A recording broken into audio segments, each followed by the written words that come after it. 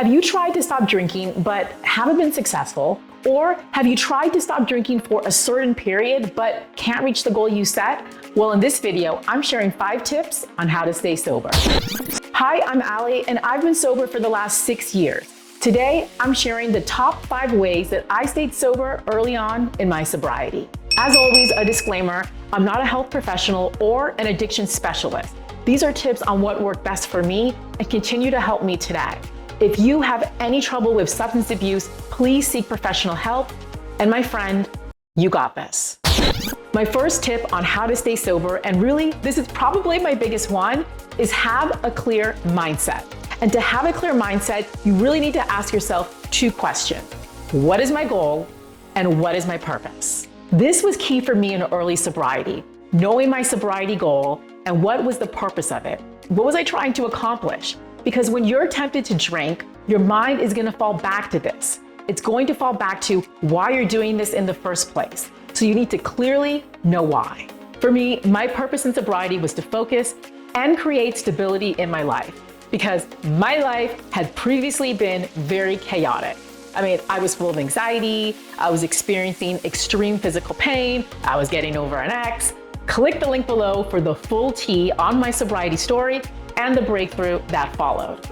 But again, having a clear mindset on my goal to no longer drink, period, and my purpose to focus and have stability was a game changer.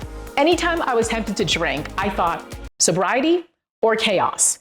Trust me, the answer was easy. Here's what helped me get a clear mindset. I wrote down my sobriety goal and purpose. Studies show that people who write down their goals are 20% more likely to achieve them.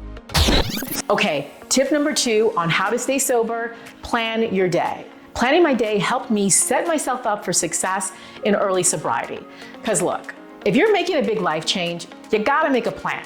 And like a good friend tells me, nothing changes if nothing changes. You need a plan that's going to support this new life change and a plan that specifically avoids opportunities to drink. For me in early sobriety, the biggest thing were planning my evenings. Like the evenings were the witching hours for me.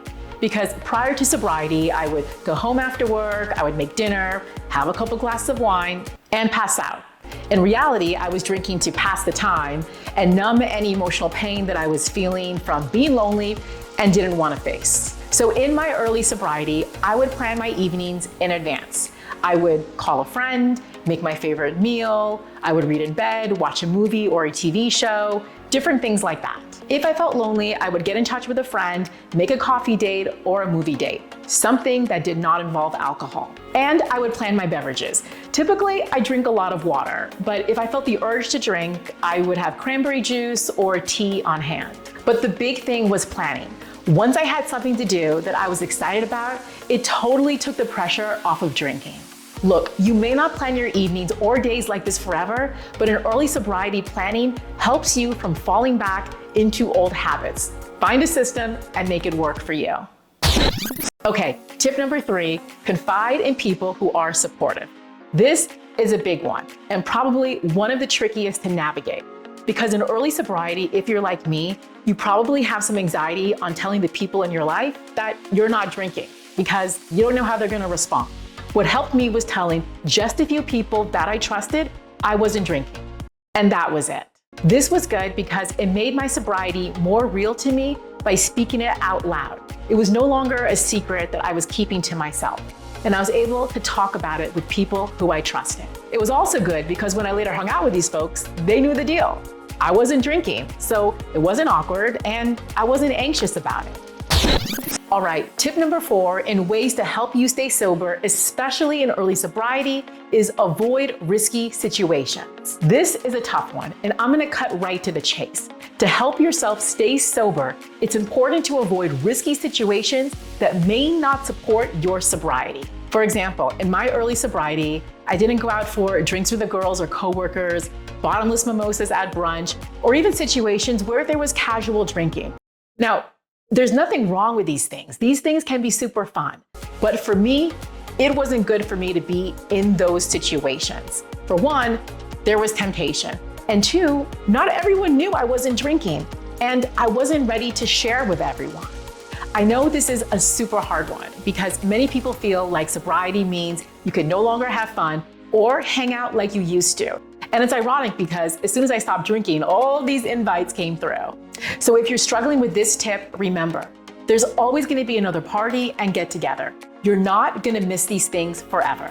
And two, if you're having a hard time with this, what helped me was reaching out to a friend and making plans that did not involve drinking. Missing a social event can be tough. Having a backup plan always made me feel better. Okay, and my last tip on the biggest things that helped me stay sober in early sobriety is practice saying no. This may seem a little hokey, but hear me out because this one just might be the most useful. Because in early sobriety, it is inevitable. Someone's gonna pop up and invite you to something where there's drinking. And if you are in your early sobriety, you're probably already thinking about this and have some anxiety around it because how do you say no? What helped me greatly was practicing in advance saying no. And really, I did not complicate this and I wouldn't make up a lie. I would first thank the person and say, thank you so much. Can I let you know? Sometimes I would follow up with, hey, I'm not sure, I may have some plans at that time, but if anything changes, I will let you know. But the key thing is to practice this. You don't have to memorize anything. I think thanking the person is always a great start and asking, hey, can I let you know? Practicing saying no for me took the pressure off of how to turn down an invite in a way that wasn't awkward and also in a kind way. These are my top 5 ways on how to stay sober in early sobriety and what helped me the most. Here's a question to anyone who's sober. What helped you the most when it came to staying sober in early sobriety? If you know someone who has stopped drinking and think these tips may be helpful, please share this video. My goal is to help as many people as possible. And again, to hear about my own sobriety journey and what led to it, please click the video below, and I will see you there.